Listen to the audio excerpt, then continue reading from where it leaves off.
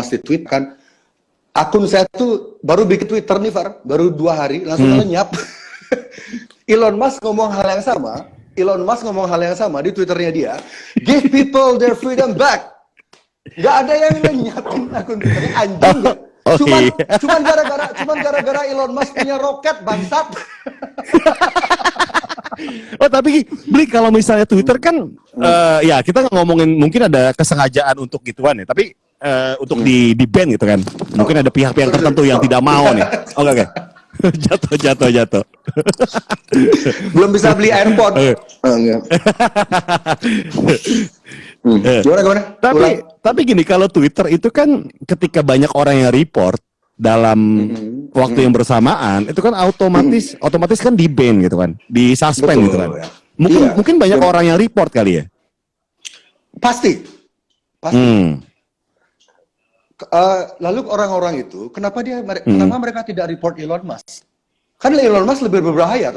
Akun saya followersnya waktu itu cuma 20 ribu. Baru bikin akun 1 hari, followersnya 20 ribu. Cuma bertahan 1,5 hari, hilang. Elon Musk followersnya jutaan loh. Dia bikin statement yang pesannya sama dengan statement saya. Kok nggak ada yang nge-report sih? Karena dia nggak tatoan. Karena dia apa, mualaf? Enggak. Bukan beli. Satu-satunya alasan adalah karena Elon Musk itu tidak pernah ngomong gini, DM emailmu sat gitu. Nggak pernah. Dia nggak bisa bahasa Indonesia.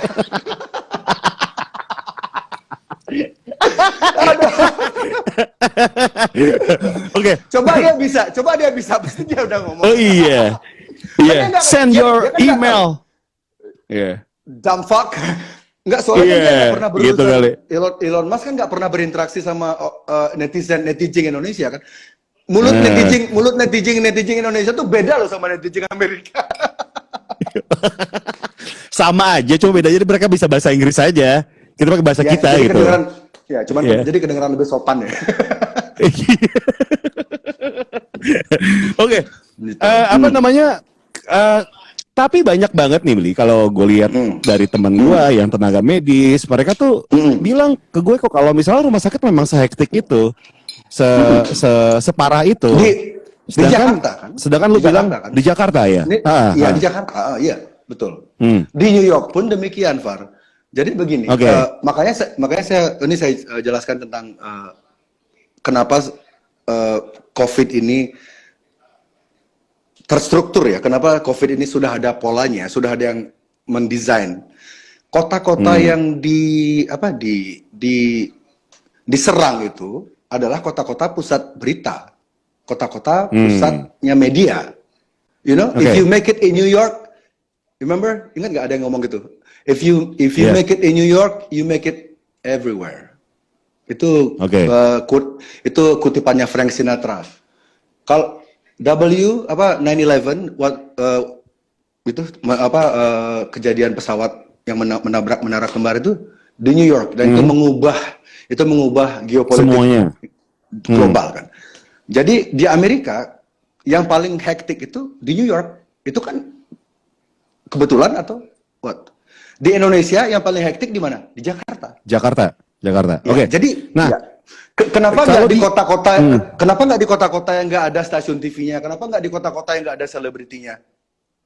Karena kalau di Bali gimana Bli? Itu, dude, seriously di Bali sebenarnya kalau saya boleh jujur ya, boleh nggak jujur? Boleh dong. Ya.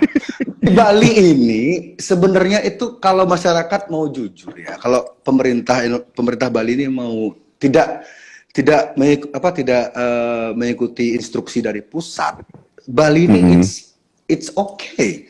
Sejauh ini korban yang meninggal itu 4 orang, 2 imported case ini mereka sudah lanjut usia dan mereka sudah punya penyakit bawaan. Dan so far nggak ada penambahan korban, nggak. Padahal sebenarnya secara demografi Bali ini kan sebenarnya paling rentan, Far, karena dikunjungi oleh banyak turis asing, banyak melting pot lah. Sebenarnya kan di sini jika benar virus ini sudah menyebar ke seluruh dunia, seharusnya, dan jika benar virus ini seberbahaya yang diproyeksikan oleh media-media, seharusnya sekarang sudah ribuan orang meninggal di Bali seharusnya ya, jika benar seberbahaya itu. Di Bali rumah sakit kebanyakan kosong, santai. Maksudnya lu ngecek, udah pernah ngecek gitu? Udah pernah ngecek ke rumah sakit? Iya, ada kan teman-teman banyak kerja di sana. Oke. Iya, oke. Iya Ya, sih, jadi tinggal nanya mereka ya. iya, jadi mereka ya malah justru setelah pandemi ini nggak ada kerjaan mereka, makanya mereka kayak main TikTok segala macam, like. Dan ya, saya juga ya hampir nggak setiap hari sih, tapi sering banget keluar jalan-jalan naik sepeda gitu. It's like orang-orang nggak apa ya, cuman gara-gara pemerintah pusat yang ngasih instruksi ke Pemda Bali untuk kita harus gawat, kita harus ketakutan, kita harus bla bla bla bla. Ya akhirnya semua orang jadi ikut-ikutan ketakutan gitu. Padahal sebenarnya enggak. Oke. Itulah kayak saya pakai komparasi tadi ya. Bali melting pot, orang dari Cina, banyak orang dari Eropa, banyak orang dari Amerika juga ada. Seharusnya jika benar ini semenular itu, seeksponensial itu cara penularannya, sudah ribuan korban di Bali. Buktinya sekarang cuma 4 dan itu pun 2 imported case dan mereka sudah tua, sudah umur di atas 60-an. Oke. Dan di Bali, ya Far ya. Ya, oke. Dan di Bali Terus. dan di Bali setiap tahun itu selalu ada warga negara asing yang meninggal. Selalu. Jadi kok kita tiba-tiba sekarang mikir, ada bule meninggal di Bali, itu COVID. Ya elah, tahun lalu juga ada 14-an bule meninggal naik motor, ada 3 bule meninggal sakit jantung. Itu biasa itu. Like people die, orang meninggal. Oke. Nah, berarti lu nggak setuju nih kalau misalnya pantai ditutup, villa-villa ditutup, lu nggak setuju nih kalau di Bali?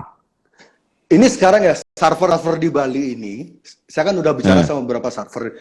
Mereka sekarang sudah, apa ya, mungkin kalau disulut itu mereka akan demo.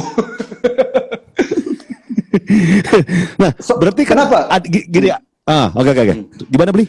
Kenapa? Karena pemerintah nggak adil. Orang yang olahraga bersepeda diperbolehkan, orang yang jogging diperbolehkan, orang main futsal, orang main bulu tangkis boleh, olahraga yang lain itu boleh.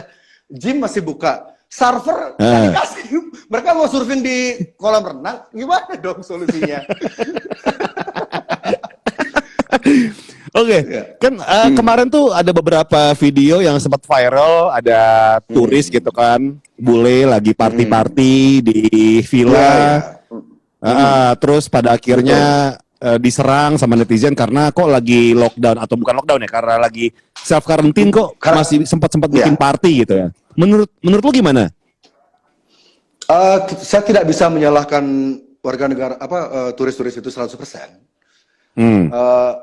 Karena begini, kita balik ke Bapak Terawan ya, kita bicara sedikit tentang Bapak Terawan,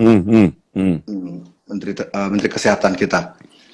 Di awal-awal Februari ya, kan beliau seringkali bikin statement yang intinya itu virus ini tidak berbahaya, virus ini akan sembuh dengan sendirinya, nggak usah pakai masker, nggak perlu kecuali kalau sakit. Dan banyak statement beliau tuh yang sepertinya meremehkan kasus ini, virus ini. Kemudian mainstream media, ini kembali lagi ke mainstream media. Mainstream media itu dengan ya kita semua tahu ya, jika sebuah headline berita itu tidak seksi gitu, tidak kontrovertif, ya, itu tidak akan menarik, tidak mengundang clickbait kan. Mulailah statement Pak Terawan ini ditwist gitu, jadi yang